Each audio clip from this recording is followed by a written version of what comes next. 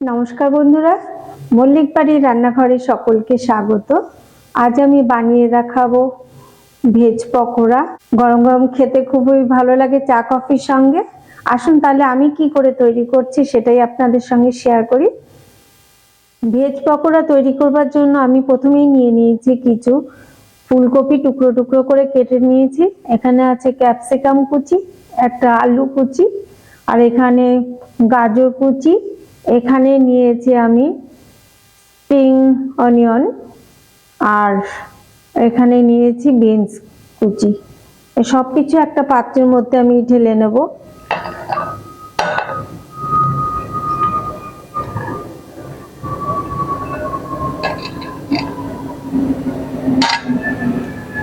আর এর মধ্যে দিয়ে দেব বাঁধাকপি। আপনারা এখানে আপনাদের পছন্দ মতন সবজি দিতে পারেন। এর মধ্যে দিয়ে দেবো এক মুঠো ধনেপাতা কুচি, আর এখানে 5টা-6টা কাঁচা লঙ্কা কুচি। ঝালটা অবশ্যই আপনাদের স্বাদ অনুযায়ী দেবেন। দিয়ে দেবো লবণ স্বাদ মতো, হলুদ দিয়ে দিলাম হাফ চামচ, লাল লঙ্কার গুঁড়ো দিয়ে দিলাম হাফ চামচ, গোলমরিচ গুঁড়ো দিয়ে দিলাম হাফ চামচ। এবারে এগুলো একটু সবকিছু ভালো করে একটু মেখে নেব। লবণ দিয়েছি, এবার এর থেকে জল ছাড়তে শুরু করবে। আগে মিশিয়ে নেব ভালো করে।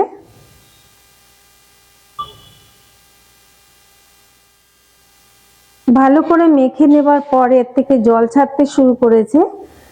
এখানে কিন্তু আলাদা করে কোনো জল দিতে হবে না। এবার আমি বাইন্ডিং এর জন্য দিয়ে দেব 3 চামচ পরিমাণে বেসন, দিয়ে দেবো 2 চামচ চালের গুঁড়ো, ময়দা দিয়ে দিলাম 2 চামচ,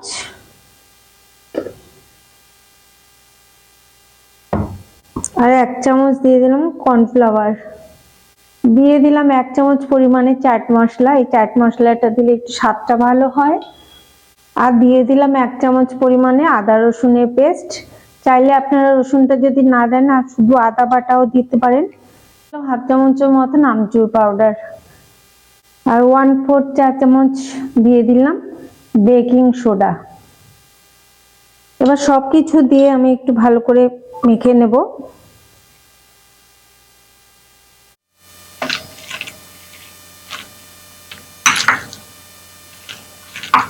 মাখা ভালো করে হয়ে গেছে, বাইন্ডিংটা ঠিকই আছে। যদি আপনাদের মনে হয় কম বেশি কোনোটা, সবকিছুই সম পরিমাণ দেওয়ার চেষ্টা করবেন। এই যে এবার আমি ভেজে নেব। পকোড়াগুলোকে ডিপ ফ্রাই করে নেওয়ার জন্য আগে থেকে আমি উনুনে সয়াবিন তেল গরম করতে দিয়েছি, গরম হয়ে গেছে। এবার আমি পকোড়াগুলোকে তৈরি করে নেব। এইভাবে দিয়ে দেব ছোট ছোট করে, ছোট বড় আপনাদের ইচ্ছে মতন করতে পারেন।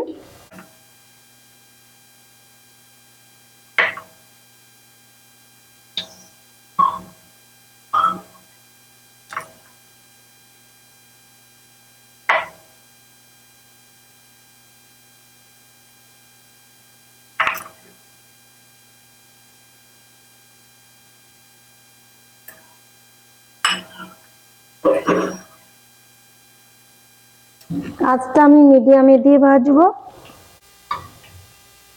এক পিঠ হয়ে গেলে এবার একটু উল্টে দেবো।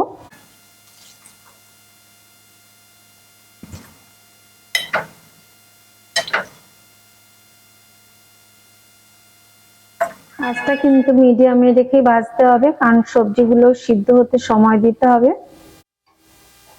এই ব্যাচেগুলো ভাজা হয়ে গেছে, তুলে নিলাম।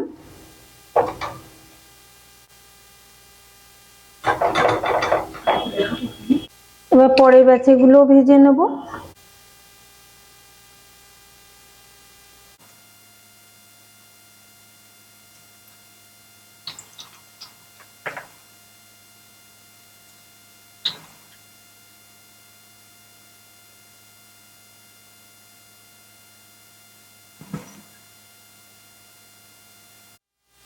সবকটা পকোড়া ভাজা হয়ে গেছে, এবার আমি তুলে নেব।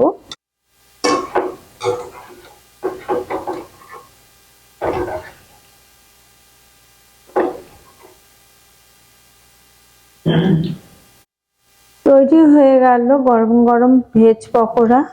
গরম চা, কফি বা গরম ভাতের সাথে খেতে পারেন, খেতে খুবই ভালো লাগে। আপনারাও একবার এইভাবে বাড়িতে বানিয়ে দেখুন, কেমন হয় কমেন্টে অবশ্যই আমাকে জানাবেন। ভালো লাগলে লাইক শেয়ার করবেন, আর নতুন নতুন রেসিপির আপডেট পেতে আমার চ্যানেলটিকে সাবস্ক্রাইব করবেন। পাশে থাকা বেল আইকনটিকে প্রেস করতে ভুলবেন না। আবার আসবো অন্য কোনো রেসিপি নিয়ে। আপনারা ভালো থাকুন, সুস্থ থাকুন।